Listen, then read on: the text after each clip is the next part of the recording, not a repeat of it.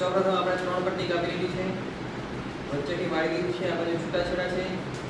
જે બાજુ આપણે છૂટાછેડા છે એને આપણે વળેલા ભાગમાં નાખવાના, એટલે આ રીતે નાખી દો. બરાબર.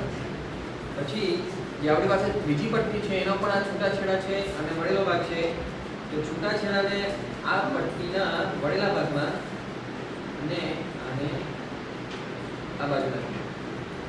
પછી આ રીતે ત્રિકોણ જેવી રચના થશે. તો ધીરે ધીરે આપણે જે છૂટાછેડા છે એને ધીરેથી ખેંચતા જઈએ.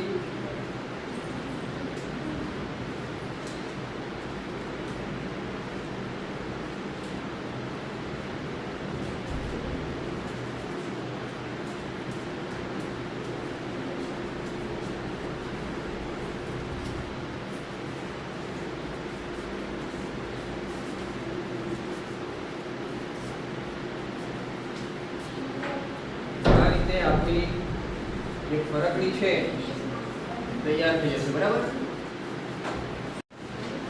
સૌપ્રથમ આપણે ત્રણ પટ્ટી કાપી લીધી છે, વચ્ચેથી વાળી ગઈ છે, આ બાજુ છૂટાછેડા છે.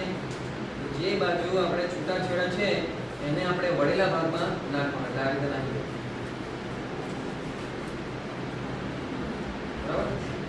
પછી જે આપણી પાસે બીજી પટ્ટી છે એનો પણ આ છૂટાછેડા છે અને વળેલો ભાગ છે, તો છૂટાછેડાને આ પટ્ટીના વળેલા ભાગમાં અને આને આ બાજુ નાખી. પછી આ રીતે ત્રિકોણ જેવી રચના થશે. તો ધીરે ધીરે આપણે જે છૂટાછેડા છે એને ધીરેથી ખેંચતા જઈએ.